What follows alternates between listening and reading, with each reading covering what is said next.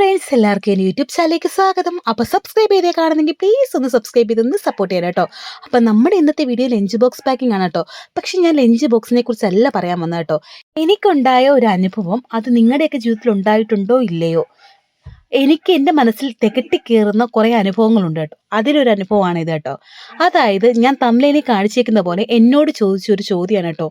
നീ ഒരു അമ്മയാവുന്നത് എങ്ങനെ, അമ്മയുടെ വേദന നീ അറിഞ്ഞിട്ടില്ലല്ലോ എന്ന്. അത് എൻ്റെ 20-ാം വയസ്സിൽ എനിക്കൊരു മോളുണ്ടായ ശേഷമാണ് ഇത് പറഞ്ഞത്.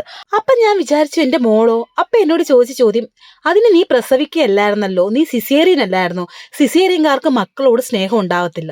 അത് എവിടുത്തെ ന്യായമാണ് സിസേറിയൻകാർക്ക് മക്കളോട് സ്നേഹം ഉണ്ടാവത്തില്ലെന്ന്? എൻ്റെ 20-ാം വയസ്സിൽ ചോദിച്ച ചോദ്യമാണിത്.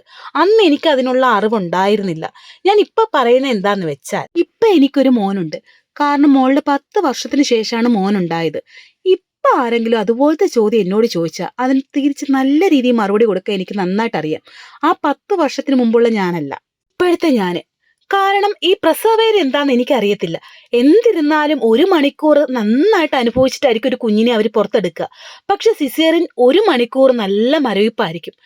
1 മണിക്കൂറിന് ശേഷം ഒരു 5 വർഷത്തേക്ക് നല്ല വേദനയും കാണും കേട്ടോ. അനുഭവസ്ഥയാണ് ഈ പറയുന്നത്. അതുകൊണ്ട് ഈ സി സെക്ഷനും ഈ ലേബർ പെയിനും തമ്മിൽ ഒരിക്കലും താരതമ്യം ചെയ്യാൻ നിൽക്കരുത്. അതുകൊണ്ട് സി സെക്ഷൻ ചെയ്യുന്നവരെ ഒരിക്കലും കുറച്ച് കാണാൻ നിൽക്കരുത്.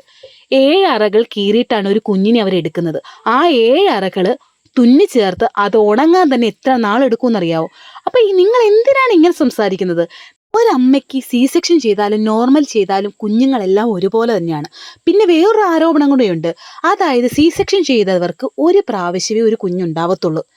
അതും എനിക്ക് വന്ന ഒരു ആരോപണമാണ് കേട്ടോ. കാരണം എനിക്ക് ഒരു കുഞ്ഞേ ഉണ്ടാവത്തുള്ളൂ. അതും ഞാൻ മാറ്റിയിട്ടുണ്ട് കേട്ടോ. ഒരു 10 വർഷത്തിന് ശേഷം ഒരു കുഞ്ഞൂടെ ഉണ്ടായിട്ടുണ്ട്. ഇനിയും എനിക്ക് കുഞ്ഞു വേണമെങ്കിൽ നമുക്കാവാം. കാരണം ഞാൻ പ്രസവം നിർത്തിയിട്ടില്ല കേട്ടോ.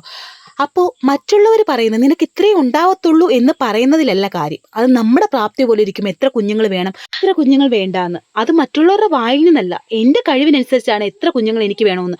ഇനിയും വേണമെങ്കിൽ ഇനിയും ഞാൻ പ്രസവിക്കും. അതെൻ്റെ ഇഷ്ടമാണ് കേട്ടോ.